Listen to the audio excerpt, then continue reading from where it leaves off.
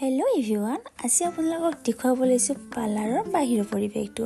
এয়া দেখিছেনে, আজি আছিলে শনিবাৰ আৰু আজি বৰষুণ বতৰ আছিলে। বতৰটো সঁচাকৈ আজি বহুত বেয়া আছিলে।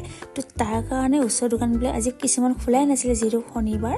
তো মই আজি আহিছিলোঁ ছোৱালী এজনী হেয়াৰ ষ্ট্ৰেইটনিং কৰিম বুলি, কিন্তু মই যিজনী ছোৱালীৰ কাৰণে চুলিখিনি ষ্ট্ৰেইট কৰিম বুলি দোকান খুলিছিলোঁ, কিন্তু তাই বৰষুণ বতৰৰ কাৰণে আহিব নোৱাৰিলে। তাৰপিছত মোৰ লগৰ ছোৱালী এজনীয়ে মোক ফোন কৰি ক'লে যে মই 3টামান বজাত যাব পাৰি, মোক ষ্ট্ৰেইট কৰি দিবা নে। যিহেতু লগৰ ছোৱালীয়ে ক'লে তো মানা নকৰি তাইক কৰি দিওঁতে ইমানেই দেৰি হৈ গ'ল, ৰাতি বহুত দেৰি হৈ গ'ল।